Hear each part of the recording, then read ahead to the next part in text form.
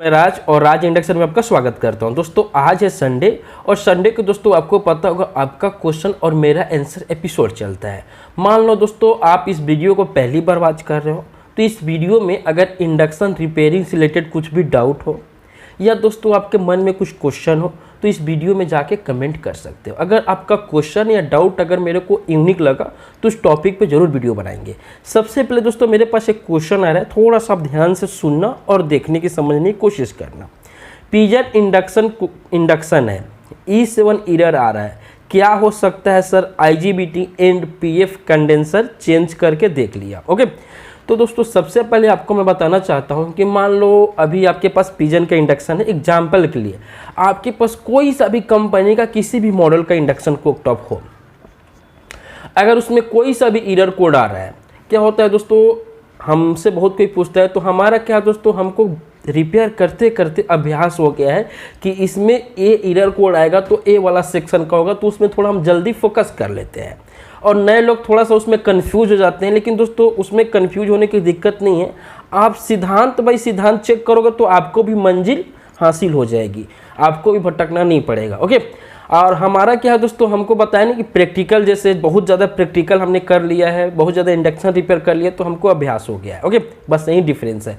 तो आपका मेन जो टॉपिक है, सबसे पहले कोई सा भी इंडक्शन आपके पास आता है, उसमें कोई सा भी एरर कोड आता है, आपको पता नहीं है कि IGBT सेक्शन का है, कि आपका high voltage low voltage section का है, कि आपका टॉप सेंसर का है, कि आपका IGBT सेंसर का। ओके तो सबसे पहले कैसे शुरुआत करते हैं। इंडक्शन मिरर आ गया, आप पहले सबसे पहले जो हमारा AC इनपुट हम इंडक्शन में देते हैं, मान लो 235 240 देते हैं, AC इनपुट का जो फीडबैक होता है, ओके यानी उसका रेफरेंस होता है, वो माइक्रो कंट्रोलर पे जाता है। ओके माइक्रो कंट्रोलर पे इसलिए जाता है कि अगर मान लो कभी अचानक AC वोल्टेज ज़्यादा हो गया तो इंडक्शन कुकटॉप को ऑपरेट नहीं करेगा, यानी वर्किंग नहीं करेगा, या आपका वोल्टेज कम हो गया तो उसके लिए भी ऑपरेट नहीं करेगा, वर्किंग नहीं करेगा। इसके नाम से उसका दो फीडबैक जाता है, एक जाता है लो वोल्टेज का जो उसकी वोल्टेज होती है 1.5 और एक जाता है हाई वोल्टेज का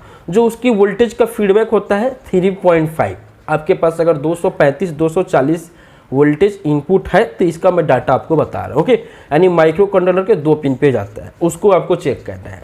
दूसरा क्या चेक करना है, हमारे इंडक्शन कुकटॉप में अधिकतम 2 सेंसर लगती है, किसी किसी में 3 सेंसर होती है, यानी टेम्परेचर रेजिस्टेंस बोल सकते हैं।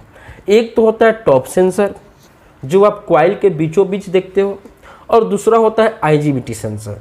IGBT सेंसर दोस्तों SMD में भी हो सकता है और डीप में भी हो सकता है। ओके सबसे पहले आपको करना क्या है, कॉइल सेंसर के जो जैक होता है, ओके मान लो आपको एग्जांपल के लिए हम यहाँ पे कॉइल सेंसर को लगाते हैं जैक में, यहाँ पे आपको अधिकतम 5 वोल्ट आती है एक पॉइंट पे, वहाँ पे चेक कर लो। फिर दोस्तों वैसे ही IGBT सेंसर पे भी एक पॉइंट पे 5 वोल्ट आता है, वहाँ पे भी 5 वोल्ट चेक कर लो।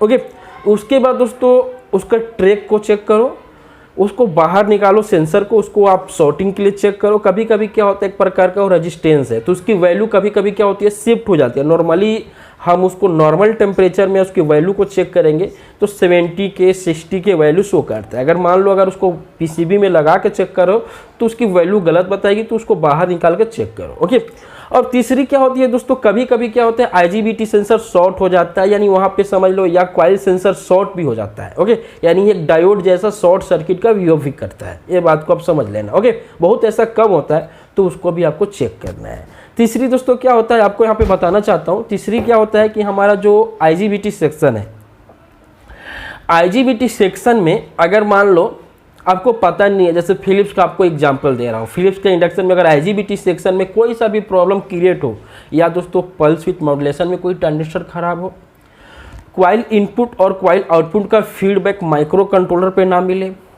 या दोस्तों IGBT आपका ओपन हो, ओके तो आपको उसमें E9 का एरर कोड आ रहा है। ओके जैसे मान लो एग्जांपल के लिए ये जैसे आपका फिलिप्स कंपनी का इंडक्शन कुकटॉप की सीरीज हो गया, यहाँ पे देख सकते हैं इस टाइप में, तो इसमें E9 का एरर कोड आ रहा है, तो इसको मेरा अभ्यास है तो हम उसको चेक कर लेते हैं। ओके तो आपको स्टेप बाय स्टेप फॉलो करना है। फिर दोस्तों दूसरे क्वेश्चन की तरफ बढ़ते हैं। यहाँ पे फिर से दोस्तों एक क्वेश्चन की तरफ हम बढ़ेंगे आगे, इंपॉर्टेंट क्वेश्चन है भाई, 150 R 2 वाट रेजिस्टेंस की जगह क्या कोई और कुछ लगा सकते हैं क्या? यानी समझ लो उनके पास 150 का रेजिस्टेंस था, वो ख़राब हो गया है। अब उनको 150 वाट 2 वाट में रेजिस्टेंस नहीं मिल रहा है, तो कंफ्यूज हो गए हैं कि हम कौन से यहाँ पे रेजिस्टेंस लगाएं। तो यहाँ पे आप समझने की कोशिश करना। देखिए क्या होता है दोस्तों, चाहे आप इंडक्शन हो चाहे कहीं भी, आपको बताना जो हमारा रेजिस्टेंस होता है ओम में, ऐसे मान लो 10 ओम से लेके 150 ओम तक लगा हुआ है 1 वाट या 2 वाट में, वो एक प्रकार का फ्यूज का काम करता है। अब इसलिए उस रेजिस्टेंस को लगाते हैं कि आगे में अगर शॉर्ट सर्किट हो जाए, आगे में कितनी करंट का सर्किट है, यानी समझ लो जो सर्किट को हम उसके माध्यम से, जैसे 150 आर हो चाहे 100 आर हो, उसके माध्यम से हम करंट फ्लो कर रहे हैं, उसके आगे में कितना एम्पियर करंट का सर्किट बना हुआ है, डिजाइन बना हुआ है, कितना लोड है, उसी के ऊपर में, यानी उसी के समझ लो सिद्धांत में हम रेजिस्टेंस फ्यूजेबल लगाते हैं। ओके, क्योंकि दोस्तों आगे शॉर्ट सर्किट हो तो रेजिस्टेंस ओपन हो जाए। अभी मान लो आपके पास 150 आर यानी 150 ओम का रेजिस्टेंस नहीं मिल रहा है 2 वाट में, तो 100 ओम का भी आप लगा सकते हो, 2 वाट में आसानी से मिल जाएगा। अगर मान लो 100 ओम का रेजिस्टेंस आपके पास 2 वाट में नहीं है, 1 वाट में है, तो सीरीज करके, सीरीज क्या होता है, ये हो गया हमारा 100 ओम का और ये हो गया हम 100 ओम का, इसको हम जोड़ देंगे। 1 वाट का ये भी है, 1 वाट का ये भी है, इसको आप जोड़ दो तो ये आपको 200 ओम का बन जाएगा। तो वहाँ पे आप लगा सकते हो, कोई दिक्कत नहीं है, 200 ओम तक लगा सकते हो। अगर आपके पास मान लो 51 ओम का रेजिस्टेंस है 2 वाट में, तभी भी आप उसको सीरीज में, जैसे सीरीज में लगाओगे तो रेजिस्टेंस की वैल्यू बढ़ जाएगी। यहाँ पे 51 ओम, यहाँ पे 51 या 56 हो, तो सीरीज में लगाना है। अगर आपके पास नहीं भी है तो आप वहाँ पे समझ लो दोस्तों 0.5 एम्पियर का फ्यूज लगा सकते हो या 1 एम्पियर तक फ्यूज लगा सकते हो। बस आपको देखना है कि आगे में कितना लोड है, कितना करंट है, वो सर्किट के डिजाइन के हिसाब से आप वहाँ पे लगा सकते हो, जंपर भी लगा सकते हो। ओके, फिर से दोस्तों एक क्वेश्चन की तरफ बढ़ेंगे। क्वेश्चन क्या है यहाँ पे समझेंगे। सर हेवल्स इंडक्शन है, उसमें IGBT उड़ा था, चेंज करने के बाद में ऑन होकर ऑफ हो जाता है। 18 वोल्ट जीनर भी चेंज कर दिया, कैपेसिटर भी चेंज कर दिया। देखिए दोस्तों, हेवल्स हो या उषा हो या बजाज हो, एक प्रॉब्लम बहुत ज़्यादा क्रिएट होता है। उस प्रॉब्लम पे हो सकता है दोस्तों मैं वीडियो ज़रूर बनाऊंगा कि जैसे मान लो सप्लाई देते हो, सप्लाई देने के बाद ऑन करते हो, ऑन करने के बाद तुरंत ऑफ हो जाता है, तो लोग कंफ्यूज हो जाते हैं। 2 वीडियो शायद मैं बना भी चुका हूँ।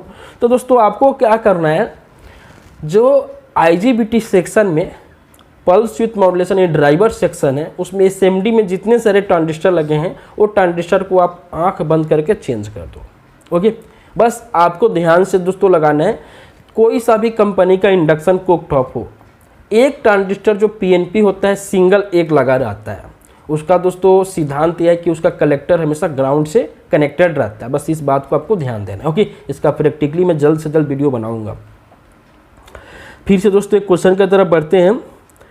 क्वेश्चन है कि सर जी हमारे पास में प्रेस्टीज इंडक्शन बनने के लिए आया था, उसमें E7 का एरर कोड आ रहा है, ठीक नहीं हो पा रहा है, तो कैसे? देखिए दोस्तों, आपके पास जब भी कोई सा कंपनी का इंडक्शन कुकटॉप आता है, अगर आपका तुरंत एरर कोड आ रहा है तो उसको इसमें लिख दो कि सर तुरंत आ रहा है, या दोस्तों रनिंग यानी कुछ देर चलने के बाद है तो उसको रनिंग में लिख दो, तो मैं भी यहाँ पे कंफ्यूज होगा, मेरा भी कंफ्यूज दूर हो जाएगा। दोस्तों प्रेस्टीज कंपनी में अधिकतम क्या होता है, रनिंग में एरर कोड आते हैं E7 का, तो E7 का रनिंग में आता है दोस्तों। तो आपको क्या चेक करना है दोस्तों, 3 सेंसर होते हैं प्रेस्टीज कंपनी में ओल्ड मॉडल में, क्वाइल सेंसर 2 होता है और एक IGBT सेंसर होता है।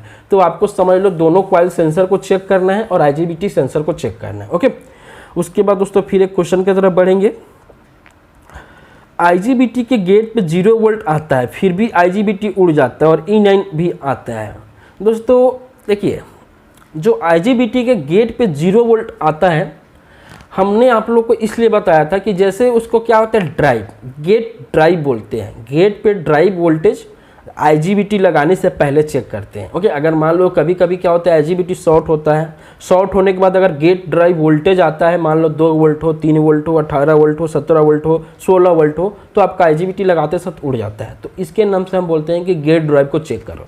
दूसरी क्या होता है दोस्तों कि आप IGBT लगा रहे हो, तुरंत उड़ जा रहा है, तो IGBT के पास में जो बड़ा वाला कॉइल लगता है, कौन सा कॉइल, जिसमें इलेक्ट्रोमैग्नेट फोर्स जनरेट होता है, जिसके ऊपर हम मेटल को रखते हैं, उसके पैरेलल में, ओके, यानी कॉइल के पैरेलल में एक कैपेसिटर लगी रहती है।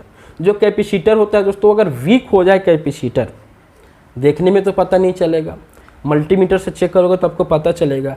अगर वो कैपेसिटर वीक हो जाए, लीकेज हो जाए, तो आपका आईजीबीटी जैसे लगाओगे, जैसे सीरीज में ही डालोगे, तब तक आईजीबीटी आपका शॉर्ट हो जाएगा। ओके, क्योंकि वो कैपेसिटर दोस्तों बहुत इंपॉर्टेंट होता है कि कॉइल में मान लो जो एडी करंट होता है, जो वहाँ पे इलेक्ट्रोमैग्नेटिक फोर्स बनते हैं, जब उसका यूज नहीं रहता है, इंडक्टर है वो चार्ज हो जाएगा, तो कैपेसिटर अपने अंदर वोल्टेज को सोख लेता है। ओके, यानी वो डिस्चार्ज हो जाता, कॉइल को क्या करता है दोस्तों, वोल्टेज को डिस्चार्ज कर लेता है अपने अंदर। तो वो अगर कैपेसिटर लीकेज हो गया तो वोल्टेज को सोखेगा नहीं, तो रिवर्स आके आपका आईजीबीटी को उड़ा देगा। ओके, तो कैपेसिटर को आप चेक कर लेना। फिर से दोस्तों क्वेश्चन की तरफ बढ़ते हैं। इंडक्शन ऑन करने के बाद 6 एम्पियर तक आ रहा है, लेकिन 2 से 3 सेकेंड के बाद में 0 एम्पियर हो जा रहा है, ऐसा क्यों होता है? तो दोस्तों आप प्रीसेट जो होता है, जो हमारा प्रीसेट क्या होता है दोस्तों, जब आईजीबीटी स्विचिंग होता है, आईजीबीटी के एमीटर से हम एक रेफरेंस लेते हैं जो माइक्रो कंट्रोलर पे जाता है, लेकिन उसका कुछ और कंपोनेंट लगा रहता है, जैसे प्रीसेट हो गया, रेजिस्टेंस हो गया, पीएफ हो गया। तो अधिकतम एक प्रीसेट जो रेजिस्टेंस होती है, अगर वो ओपन हो जाएगी तो आईजीबीटी कितना स्विचिंग कर रहा है उसका रेफरेंस माइक्रो पे नहीं जाएगा। तो उसी के वजह से दोस्तों क्या होता है, कंटिन्यू अपना इंडक्शन कुकटॉप गर्म नहीं होता है। तो आप उस प्रीसेट को चेक कर लेना। ओके, तो मेरा क्वेश्चन यहीं पे समाप्त होता है। 1-2 क्वेश्चन मेरा बच गया, हो सकता है मैं लाइव आके आप इस क्वेश्चन का आंसर दे दूंगा। तो दोस्तों अगर मान लो मेरे वीडियो से आप कुछ सीखते हो तो कमेंट करके जरूर बताना दोस्तों। अगर मान लो आपके भी मन में कुछ डाउट हो तो मेरे को कमेंट करना। थैंक्स दोस्तों वीडियो देखने के लिए।